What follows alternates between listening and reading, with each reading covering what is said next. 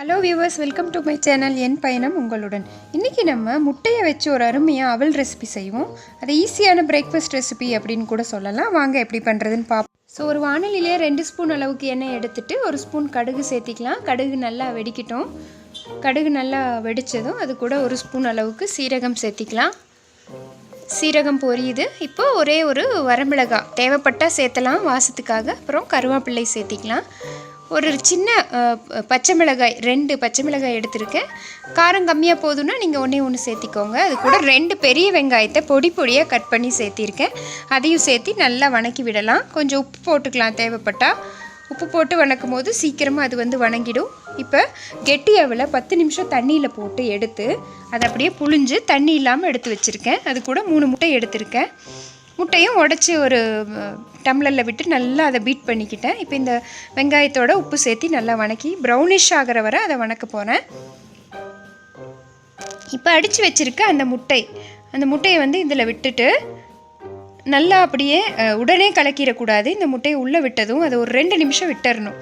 விட்டு அடியில் எல்லாம் குக்காகி மேலே பபிள்ஸ் வர ஆரம்பிக்கும்.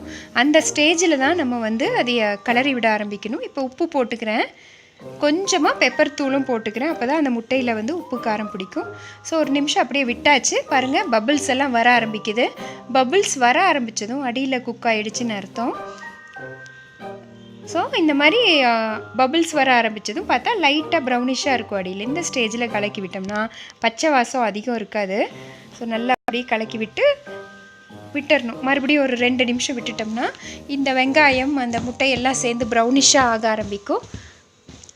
ப்ரௌனிஷாக ஆகிற டைமில் திரும்ப அப்படியே இந்த மாதிரி கிளறி விட்டுட்டு நம்ம எடுத்து வடித்து வச்சுருக்க அந்த அவல் இருக்கு இல்லையா, அதையும் சேர்த்திட்டு இந்த ஸ்டேஜ்லேயும் கொஞ்சமாக நம்ம உப்பு சேர்த்திக்கலாம்.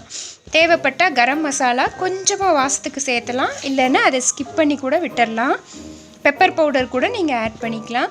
ஏன்னா பச்சை மிளகாய் சேர்த்துறதுனால காரம் அதிகமாகிடும். ஸோ நல்லா அப்படியே உடையாத மாதிரி கலந்து விடணும் ஜென்டிலாக. நான் இதில் கொஞ்சமாக கரம் மசாலா சேர்த்துறேன்.